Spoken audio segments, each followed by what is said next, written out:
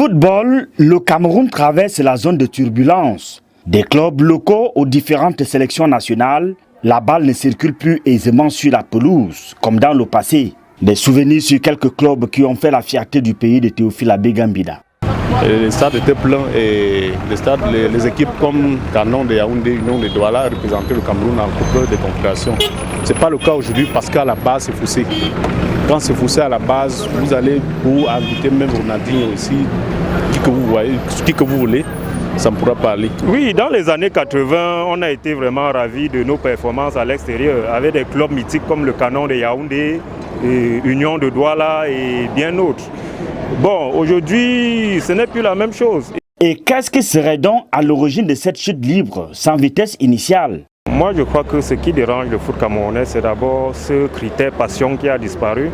Parce que vous voyez, vous-même, les gens ne vont plus au stade et ce n'est plus comme avant. Bon, il y avait d'abord ce problème de gestion des hommes. Bon, je crois qu'avec l'arrivée de Samuel Eto'o, on avait beaucoup d'espoir.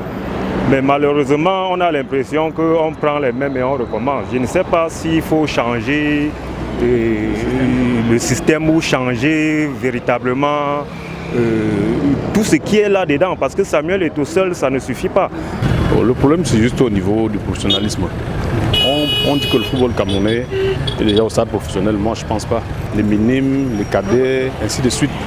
Si peut-être le aura d'un président soit-il fait entrer des gens au stade, mais qu'à la base, cela ne soit pas soutenu, je ne pense pas que ça va passer.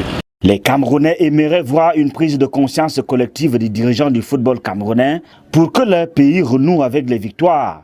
Pour cela, si les joueurs sont bien payés, ils vont d'abord bien jouer au pays. Avant qu'un jeune aille où que ce soit, il va falloir qu'il soit bien sollicité et que ce soit bien payé. Le transfert soit en quelque sorte un bon transfert, quoi. Consistant, un montant consistant pour faire partir un joueur d'ici. Il faut dénicher les talents, il ne faut plus de corruption, il ne faut plus la corruption au niveau de la base. Il faut les vrais professionnels pour faire ça. Beaucoup de talents aussi fuient pour aller trouver un nouvel Eldorado. Et ce n'est pas toujours le cas. Et on a aussi du mal à valoriser vraiment le football national. Parce que chacun se dit que c'est mieux de l'autre côté. Samuel Eto'o. Bon, on ne sait pas, on espère que peut-être on peut lui donner le crédit. Avec le temps, ça va aller. Réduit aussi et de manière considérable le marchandage des places pour la sélection des joueurs. Et pourquoi ne pas copier l'exemple du Sénégal qui a mieux organisé son football à la base? Ils ont investi dans le football. Donc ce qui fait qu'aujourd'hui, ils ne bénéficient que du fruit, n'est-ce pas, de leur travail. Donc je pense que si on commence d'abord par les jeunes, si on commence d'abord par restructurer des clubs, c'est-à-dire que donner les moyens aux clubs, n'est-ce pas, pour qu'ils puissent former, n'est-ce pas, des jeunes, des tout petits, qui vont grandir. Hein? Il ne faut pas donner par exemple des moyens à ceux qui sont déjà grands.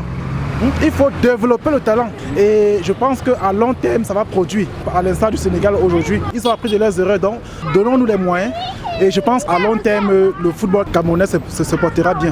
Pour l'instant, seuls les lions indomptables du Cameroun attirent encore les amoureux du ballon rond malgré leur performance à demi-teinte depuis quelque temps.